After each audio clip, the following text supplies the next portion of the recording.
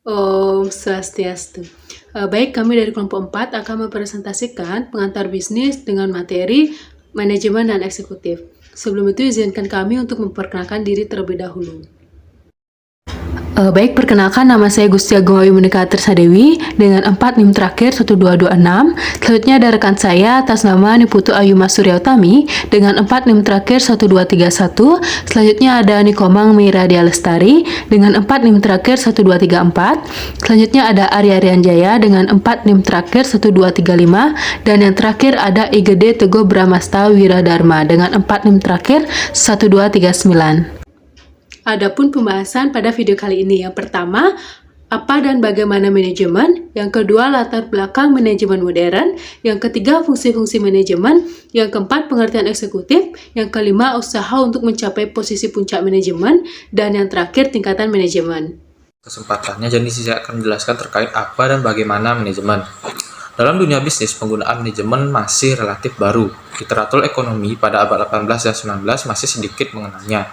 Para penulis masa itu menggunakan istilah pemilik usaha atau kapitalis untuk menyatakan orang yang menjalankan usaha komersial, pandangan, atau pengusaha pabrik. John D. Glover mendefinisikan manajemen sebagai kepandaian manusia menganalisa, merencanakan, memotivasi, menilai, dan mengawasi penggunaan secara efektif sumber-sumber manusia dan bahan yang digunakan untuk mencapai tujuan tertentu. Oliver Sheldon memandang manajemen sebagai fungsi dalam industri mengenai pelaksanaan polisi di dalam batas yang ditetapkan dalam administrasi dan lapangan kerja dalam organisasi untuk mencapai tujuan yang telah ditetapkan sebelumnya. Lois Allen dalam Management and Organization McGraw-Hill Book Co. Inc. 1958 menulis bahwa manajemen ialah suatu bentuk pengetahuan yang sistematis yang didasarkan pada prinsip umum yang digunakan dalam praktek bisnis. Kemudian, menyatakan manajemen sebagai bentuk fungsi. Glover memandangnya sebagai suatu intelek atau kepandaian, dan Allen melihatnya sebagai suatu pengetahuan yang didasarkan atas prinsip umum. Dari definisi tersebut, yang penting dicatat ialah sebagian besar mereka menyatakan bahwa manajemen sebagai suatu kegiatan yang didesain untuk mencapai tujuan tertentu. Selanjutnya, pengertian manajemen sebagai suatu kegiatan planning, organizing, staffing, coordinating, dan controlling pekerjaan orang lain untuk mencapai satu atau lebih tujuan. Kemudian, manajemen sering dikatakan sebagai suatu seni karena adanya penerapan pengetahuan dan keterampilan untuk mencapai tujuan. Karena di dalamnya ada penggunaan teknik manajemen, maka dikatakan pula manajemen sebagai science. Karena memimpin bisnis adalah orang yang memiliki berbagai karakter, maka diperlukan orang yang dapat mengkombinasikan kedua hal, yaitu art dan science. Selanjutnya, saya akan menjelaskan materi terkait latar belakang manajemen modern. Dalam perkembangan peradaban manusia, ilmu terbagi dalam 3 kelompok besar, yaitu yang pertama ada ilmu eksakta, merupakan ilmu yang mempelajari seluruh gejala, bentuk, dan eksistensinya yang ada hubungannya dengan alam dan isinya. Secara universal, mempunyai sifat yang pasti serta tidak dipisahkan oleh ruang dan waktu. Contohnya, fisika, kimia, dan biologi.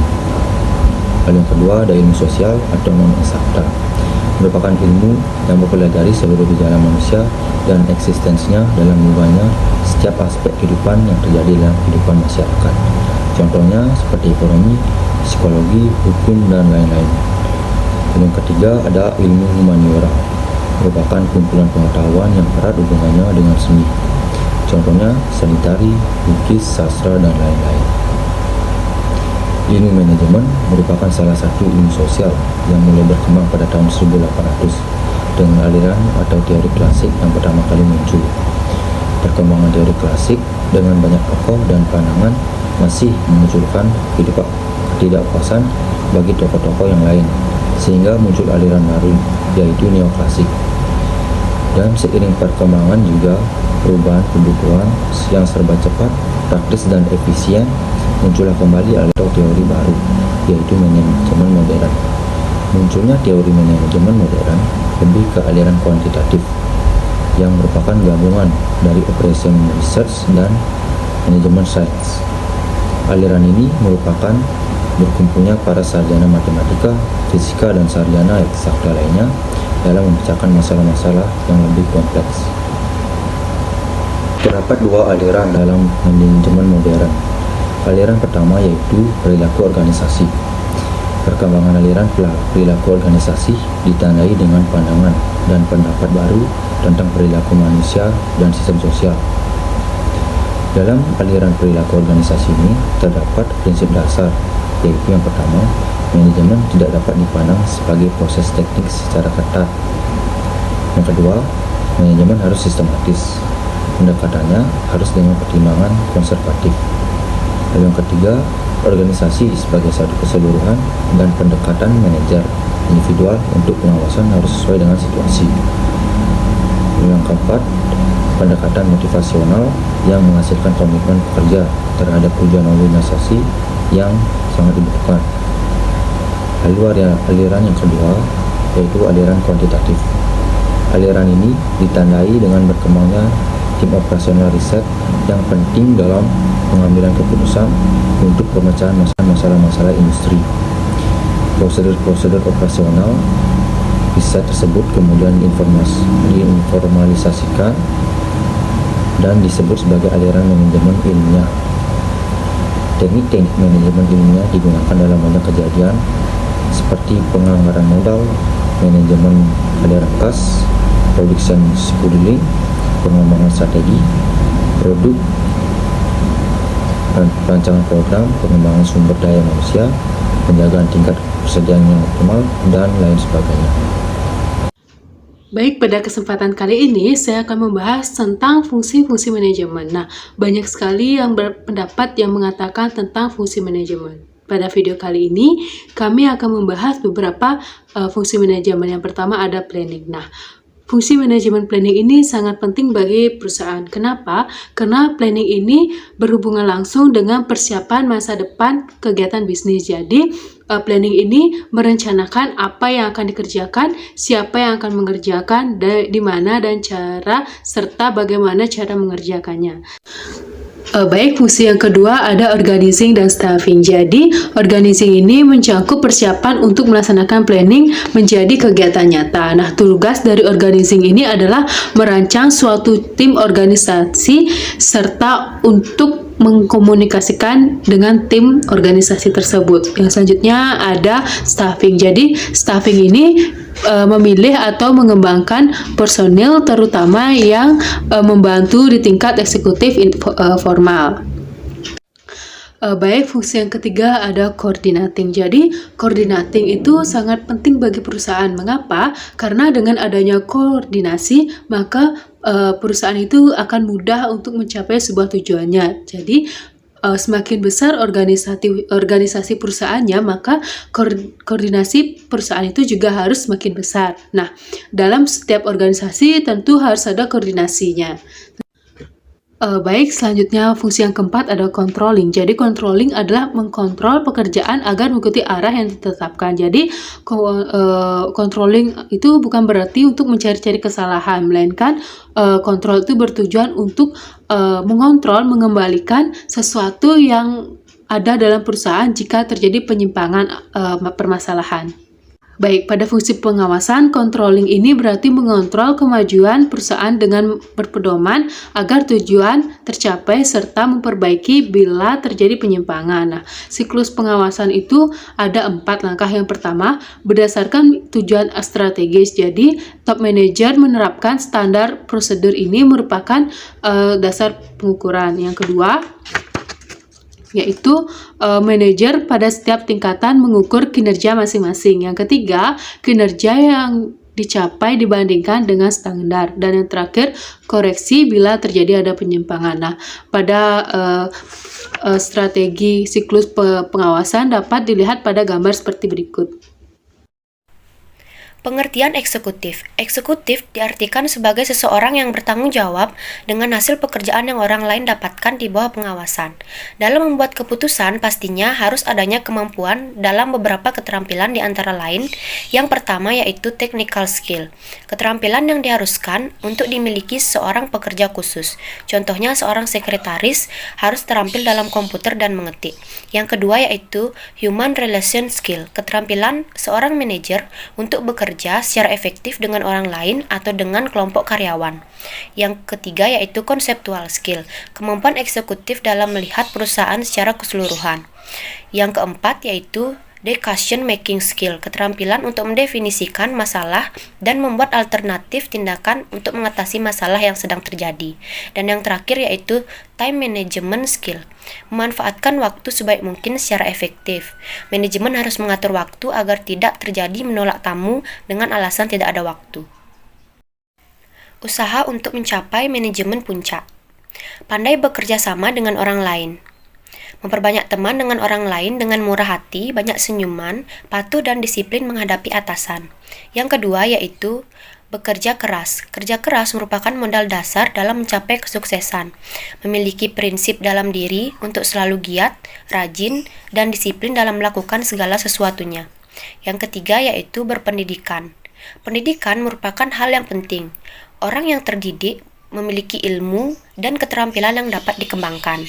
Yang keempat yaitu ambisi untuk maju. Harus memiliki ambisi yang kuat untuk maju untuk kedepannya. Harus memiliki semangat yang tinggi. Yang kelima yaitu pandai berkomunikasi. Cerdas dalam berkomunikasi merupakan salah satu kunci dalam keberhasilan. Pandai berorganisasi pikiran ke dalam bentuk ucapan-ucapan yang jelas dan dimengerti.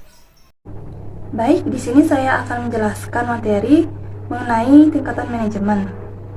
Sebelumnya, kata manajemen ini berasal dari bahasa Inggris, yaitu to manage, yang artinya mengurus, mengelola, dan mengatur. Dalam setiap proses pelaksanaan manajemen, terdapat pengelompokan tingkatan manajemen dalam sebuah organisasi atau perusahaan, yang dimana tingkatan-tingkatan ini memiliki tugas, tanggung jawab, dan tujuannya masing-masing. Menurut Stefan, dalam menunjukkan tingkatan-tingkatan yang dikutip dari buku berjudul Management and Practice, terdapat 3 tingkatan manajemen, yaitu top management, middle management, dan lower management. Yang pertama yaitu top management atau manajemen puncak, merupakan tingkatan manajemen tertinggi dalam sebuah organisasi atau kelompok yang dimana tanggung jawabnya terhadap keseluruhan aktivitas organisasi. Manajemen puncak ini harus memiliki keahlian dan pengetahuan mendalam tentang bidang pemikiran konsep manajemennya. Selain itu, tugas utama dari manajemen puncak ini adalah membuat dan merumuskan konsep yang akan dikembangkan pada tingkat manajemen di bawahnya. Yang kedua, ada middle management atau manajemen menengah. Manajemen menengah ini memiliki tugas untuk mengembangkan rencana-rencana pada tingkatan yang lebih tinggi, namun harus tetap sesuai dengan tujuan, kemudian melaporkannya kepada manajemen puncak kembali. Manajemen menengah ini harus memiliki keahlian interpersonal atau manusiawi, yang artinya keahlian untuk berkomunikasi, bekerja sama, dan memotivasi orang lain dengan sangat baik. Lalu yang terakhir atau ketiga ada lower management atau manajemen bawah.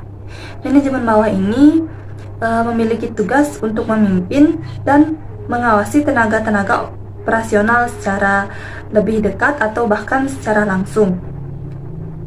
Manajemen bawah tentunya harus memiliki pengetahuan dan keahlian teknis, artinya keahlian yang mencakup prosedur, teknik, pengetahuan, dan keahlian dalam bidang khusus.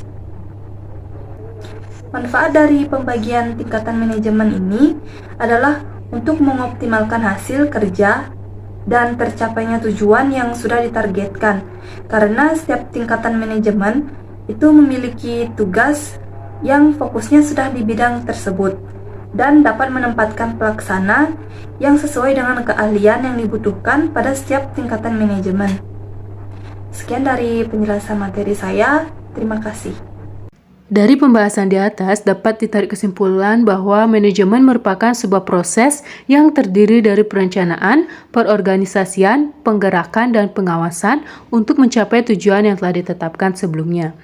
Dalam materi ini, terdapat aliran manajemen modern yang terdiri dari perilaku organisasi dan aliran kuantitatif.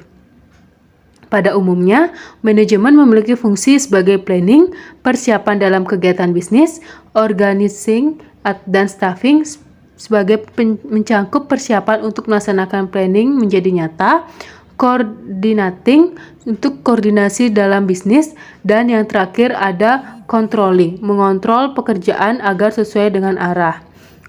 Pengertian eksekutif merupakan sebagai seseorang yang bertanggung jawab dengan hasil pekerjaan yang orang lain dapatkan yang berada di bawah pengawasan. Adapun kemampuan dalam keterampilan antara lain technical skill, human relation skill, conceptual skill, decision making skill, dan time management skill. Saat ingin menuju manajemen puncak, pasti ada usaha-usahanya. Usaha untuk mencapai manajemen puncak yaitu pandai bekerja sama dengan orang lain, bekerja keras, berpendidikan, ambisi untuk maju, pandai berkomunikasi. Dalam setiap proses manajemen, terdapat tingkatan manajemen yang terdiri dari top management, middle management, serta lower management. Sekian presentasi dari kelompok kami. Mohon maaf apabila ada kesalahan. Terima kasih.